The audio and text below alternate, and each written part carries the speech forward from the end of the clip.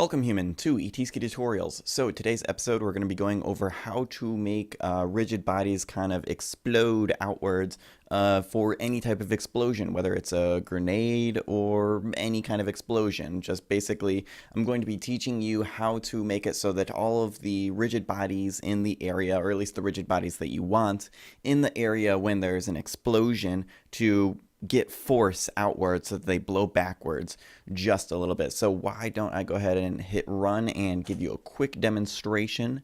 So you might recognize this game. It is Robot Zombies. Actually, this is version Alpha 6, which I haven't released yet, that I need to get around to releasing, but hopefully I'll release it soon. But anyways, if I hit F and use the new grenade, you can see, bam, all of the rigid bodies in this area. Let me try to get another one exploding.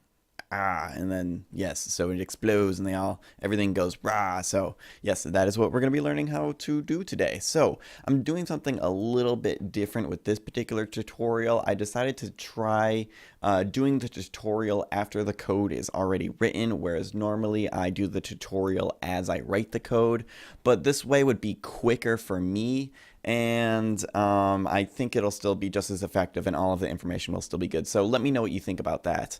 But anyways, let's go ahead and jump right into it. So we're going to be creating two scripts today: the grenade script and object with weight script. So the object with weight script is something that you're going to want to attach to every single game object that has a rigid body that you want to be affected by this force. One quick note is that I'll put a link in the description below to another tutorial from a little while back from when I was trying to do RZ Tuts. But there was a tutorial on how to make rigid bodies get affected when you shoot them with a bullet. And this is actually using the same script, just modified a little bit. So if you're interested in that, this is very similar and, you know, more cool rigid body stuff. So link in the description below if you're interested in that. But anyways, let's get back to this tutorial. So we have the object with weight script and the grenade script. So I guess I will start with the object with weight script, since it is really simple. The object with weight script only has one variable, and actually this could be, we could do the at hide in inspector. So at hide in inspector, because we don't need to see it in the inspector, but we do need it to be public and be able to be accessible from other scripts. Well, actually in this case I don't think we have to, but in other scripts, you know, we do have to, but in this particular tutorial we don't. So anyways, sorry, I'm just getting confusing. So we're just starting off with the first line of code here, declaring the only variable that we're going to need, and that is force to add, and this is a vector 3, and basically this is just a place to store the force that we will add to the game object, which it seems instantaneous in the game, but in actuality it's going to wait like one frame before it actually adds the force, but you're not going to be able to notice any difference, or the player is not going to be able to notice any difference. And I believe also this is similar to how I made it so the enemy body parts get blown backwards from the FPS1 tutorials. So in that case, it does need to wait until the enemy is actually dead. So that is how that works in that scenario. But in our case, this is how this is going to work. So basically inside of, I don't know why it's inside of fixed update. Actually, this could be inside of just regular update. So either fixed update or regular update, it should work exactly the same between those two.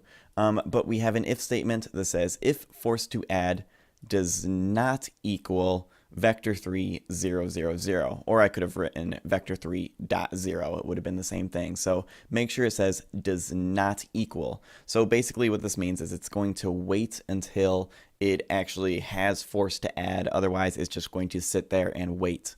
So if we have force to add, then we are simply going to do rigidbody.addForce force to add. Now make sure you use add force as opposed to add a relative force, because if it was add a relative force, then the rotation of the game object could make the explosion move it somewhere really weird, whereas we want it to be according to world space and according to where that grenade was, so that it explodes away from the grenade. So rigidbody.force to add, and then we set force to add to vector3 0 0 0, or once again we could have done vector3.0. It would have been the same thing.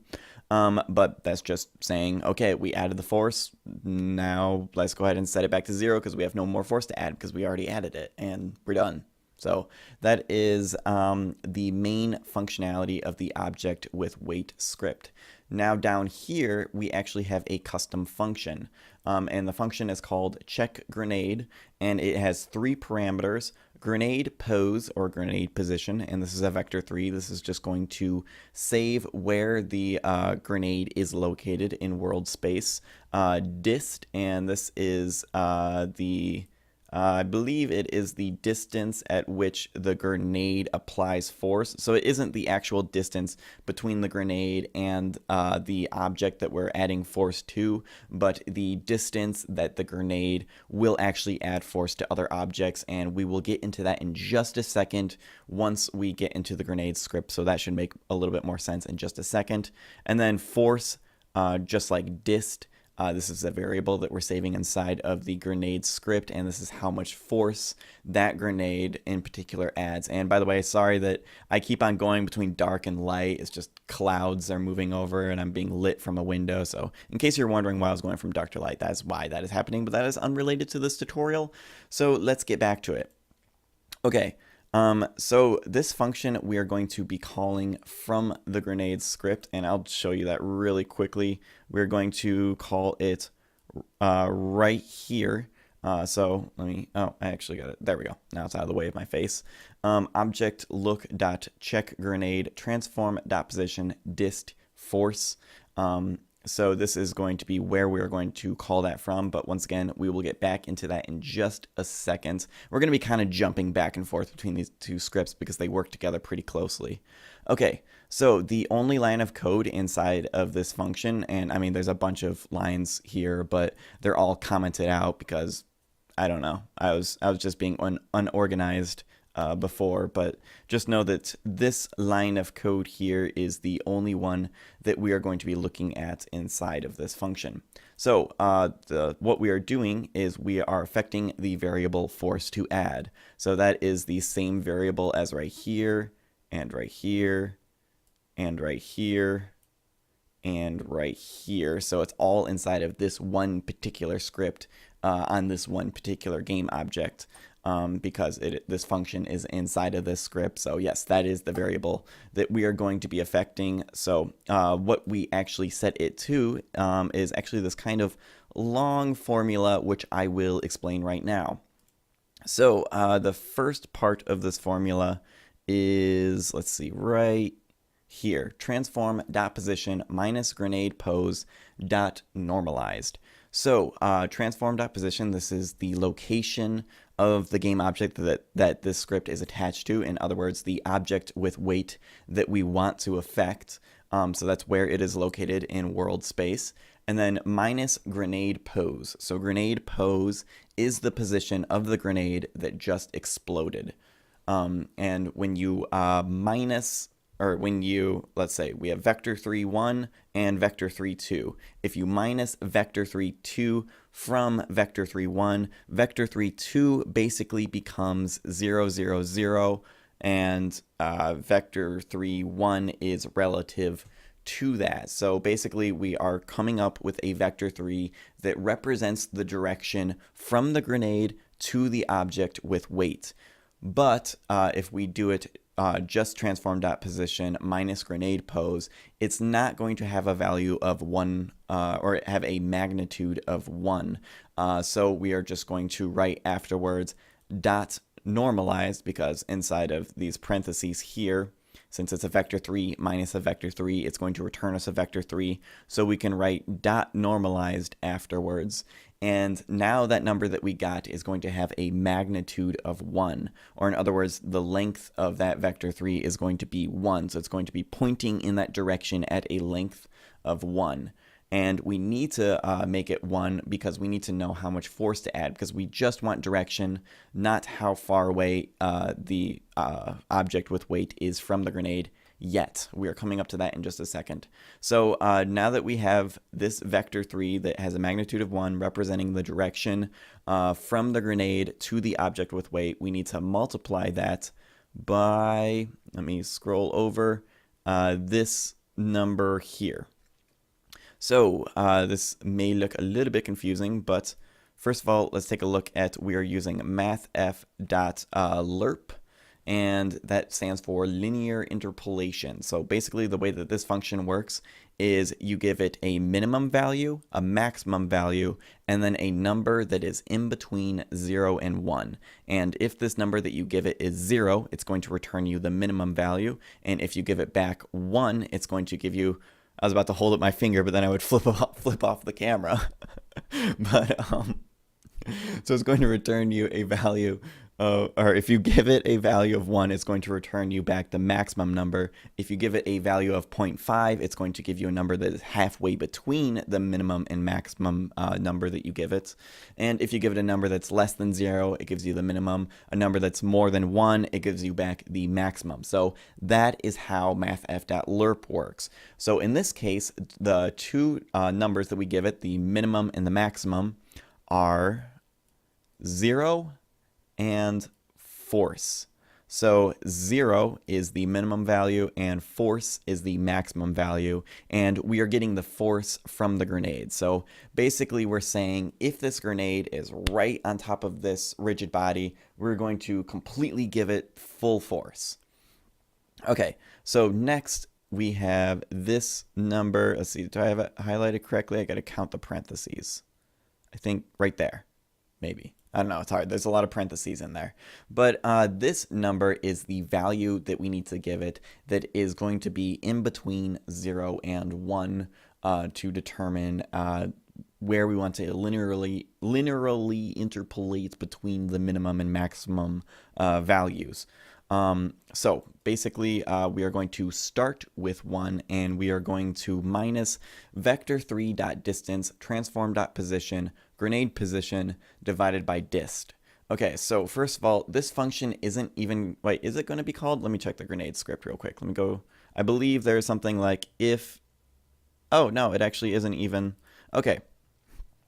So I got confused there for a second. So sorry, just ignore what I just said. Anyways, so vector3.distance between transform.position and grenade position is going to give us a float number that is going to basically be as if you took a measuring tape in between these two vector 3s and just measured the distance between the two of them. So we're measuring the distance between the game object with weight and the grenade. So now that we have that number, we are going to divide it by dist. So this is the distance at which the grenade will apply force to objects. So if this has like a dist of 5, and the distance between the, the object with weight and the grenade is, say, a distance of 4, that's 4 divided by 5. So that gives us back 4/5, I guess. And then we are going to minus 1, or we're going to minus that from 1. So anyways, 1 minus 4/5. So that would give us, what, 1/5? So that would give us 1/5 full force right there. And then if the distance is greater than, so if transform.position, comma, grenade, if, or I mean, vector3.distance, transform.position, comma, grenade pose gives us back a distance of, say, 6. That's 6 divided by 5. So 6 over 5 is larger than 1. That's like 1 and 1/5. So that, 1 minus that would give us back, let's see, 1 minus 1 and 1/5 would give us negative 1/5. So that is a number that is less than 0. So this mathf.lerp function is just going to give us back 0. So that is basically how this works. And wow, my camera is just going crazy right now. Whatever. I think I explained, actually, no, here, let me just fix this really quick. It's bugging me a lot, and it's probably going to change in just a second anyways because of the sun. Can I, oh, and it's fixed. It looks wonderful now. Wonderful. Okay, cool. All right, so that is how the object with weight script works. So now let's go to the grenade script and see how the grenade script works. Now the grenade script is pretty simple. We need an array, and actually a lot of this code I am not going to be going over.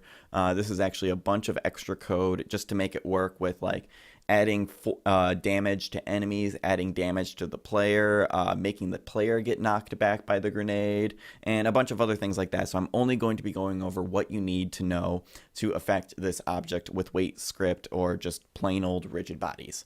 So the only 3 variables that we're going to need, oh yeah, one other thing, I'm not going to be going over how to throw the grenade. I think that's pretty simple, and if needed I will do a separate tutorial for that. So if you want to know how to throw the grenade, go ahead and comment below and I'll probably make a tutorial on it, because that would be super simple, and I think that's something that most people have probably figured out by now. But if not, yeah, comment below. But anyways, so the 3 variables that we're going to need are actually force and dist. We actually only need 2 variables because we don't need damage in this scenario, because we don't have any like enemies or anything that we're going to affect. We're only affecting rigid bodies. So force and dist.